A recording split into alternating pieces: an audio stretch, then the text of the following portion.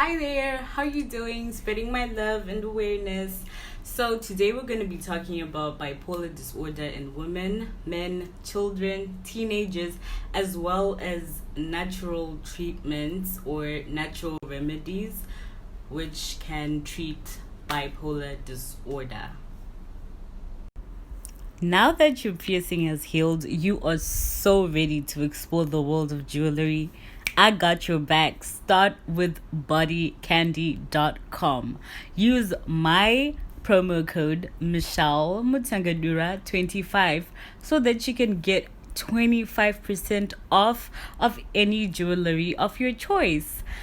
Simply click the link in my description and start exploring the world of jewelry. There is a variety of designs and sizes of jewelry pieces you can definitely choose from.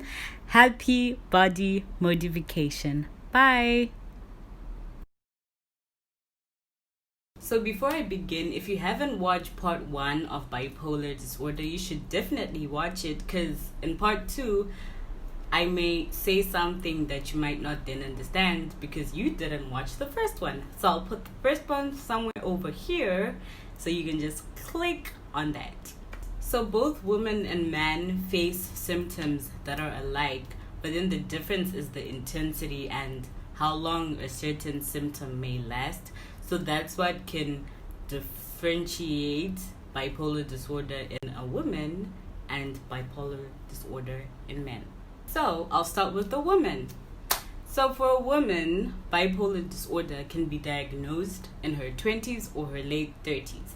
I believe that's when the symptoms are more present for mental health professionals to diagnose and say, okay, you have bipolar and these are the next steps you need to take.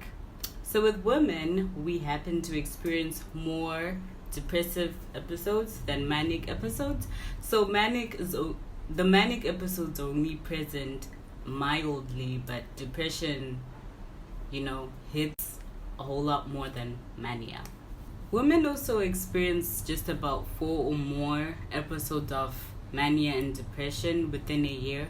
So that is called rapid cycling. Migraines, thyroid disease, anxiety disorders, obesity, they experience that on top of the symptoms of bipolar disorder, and also have a higher risk of developing alcohol use disorder. And lastly, but sadly, women are more likely to relapse due to certain hormonal changes that we're constantly going through, like menstruation, pregnancy, menopause.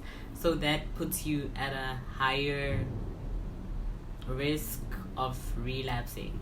Moving on to men. So men can get diagnosed at an earlier stage in their life.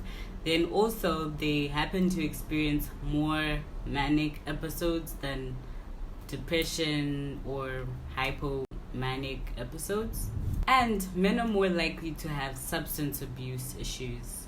In comparison with women, men are more likely to commit suicide due to having bipolar disorder because they're less likely to visit a mental health professional for help.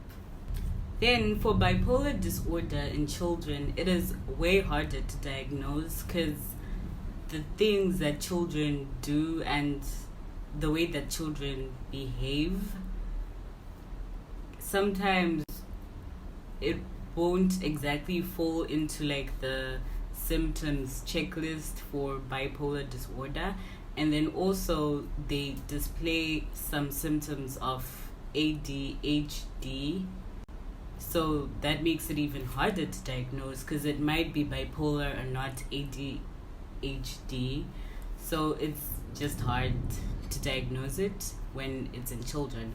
But mental health professionals obviously studied more and more and more so that they can diagnose it, and they came up with a couple of things.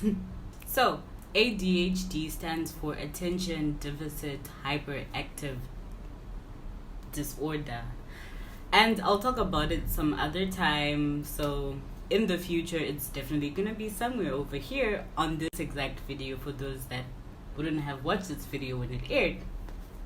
So just like in adults, children also experience manic episodes as well as depression, but their behaviors during these episodes are obviously a bit different than adults. So I'll break that down for you. So during manic episodes, they become very hyperactive, they become very talkative, they don't stay on the same exact topic. One time they're talking about how exciting school was, now they're talking about going to eat ice cream, now they want pizza, now they want to sleep but they don't really want to sleep and everything. So they just basically talking, but like it's like, once you were talking about school, can we just talk about school first, then we can talk about ice cream and pizza and everything.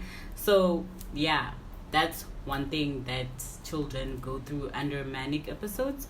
They also start to act very, very silly, and that's accompanied by feeling very happy and very excited, like they're just way up there. So they also have risky behaviors. They start to want to experiment with risky things. Then also they start to not feel tired enough to want to sleep, and then even after losing sleep they still don't want to sleep, so they're very excited and very much awake. Then also they have a very short temper, so if you tick them off, they will definitely have outbursts of anger.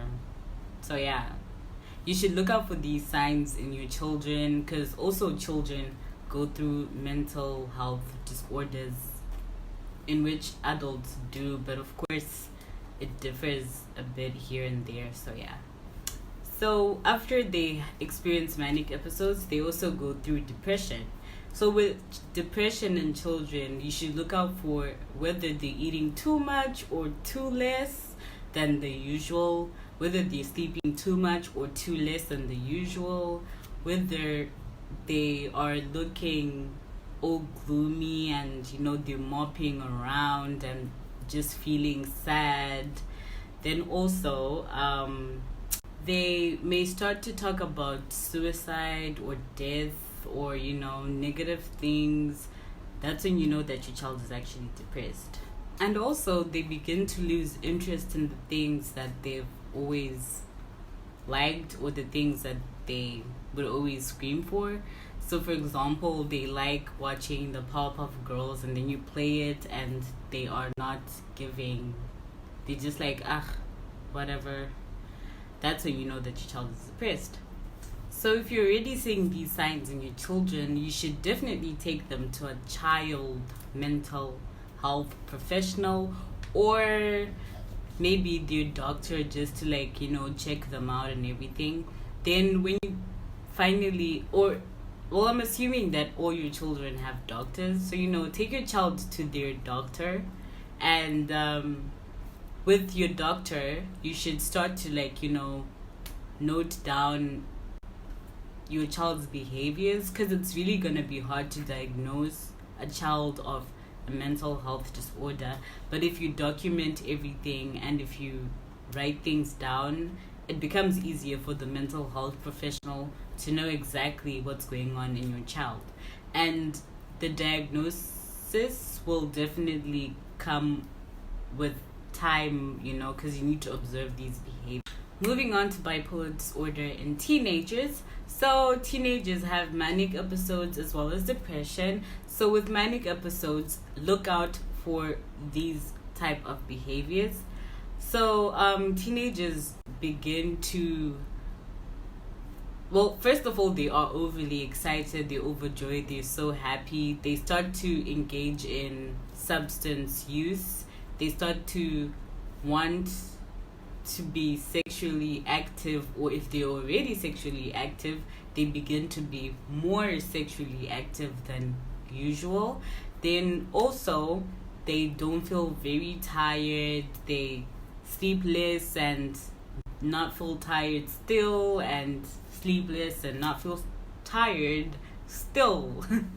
They are also short-tempered, and they also find it very hard to stay focused on one thing.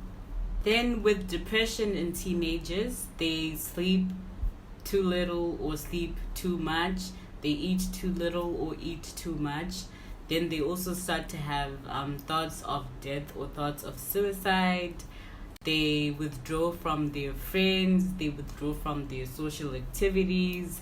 They withdraw from the things that made them happy, their interests, and they become less excited about, life or whatever that usually gets them excited or happy.